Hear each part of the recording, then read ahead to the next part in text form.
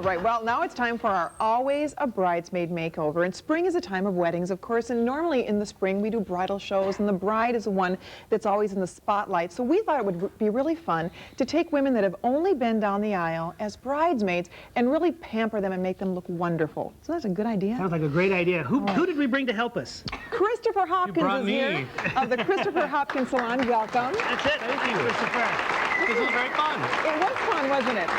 These ladies all had been a bridesmaid and thought, I'm always a bridesmaid, never a bride.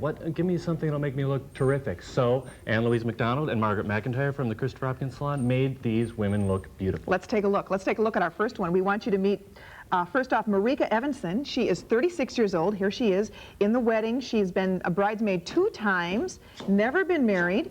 Here's how she looked when she arrived at Christopher's Salon. She had permed her hair herself, and afterwards we decided to blow it out straight, add some highlights.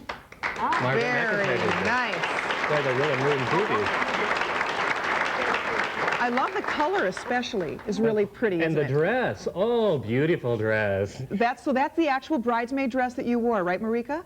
In the wedding. What we had done, you can see that it was cut up quite a bit, cut the dry ends off, and we added a high lift foil to blend the gray and softened it around her face, which is a little more youthful. You also did an eyebrow treatment on her, and we should take a look at this because this is a great way, ladies, if you hate to pluck your eyebrows, you can do it in one little swipe. We're going to show you how this works. Margaret in the salon, you can see, was applying what we call is a hot wax treatment, where you put a warm wax on the hair, on the eyebrow, and then when you apply a muslin strip over it, and in one strip, you take off all the extra eyebrow, and you can see if she does it. Ah! Wham! But it works. Makes a big difference, and I think that's a real good tip for people. The eyebrows, thinner eyebrows are in. Right. Oh, you look great. Marika, we don't have you mic, so just give me a head. Did that hurt at all? Give me a head, yes or no? Yeah, beauty knows no pain, Gary. That's what they say. You look great, Marika. Thank you. All right, next, we want you to meet Jill Rapala.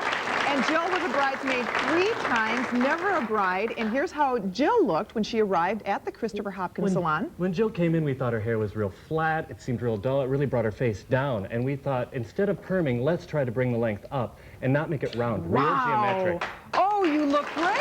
You can see how all the geometry, real straight lines, inverted bob, round adds pound, though here straight lines make her look much more slim. We also darkened it. You can see a little. The color is very pretty. Margaret McIntyre colored this with a semi-permanent brown, which added more drama. See, the blue makes her more winter coloring. I think afterwards she's much more stunning. Beautiful. We're going to make brides out of these bridesmaids. Yes, that's for true. sure. Very nice. Thanks, Jill. Very nice. All right, next.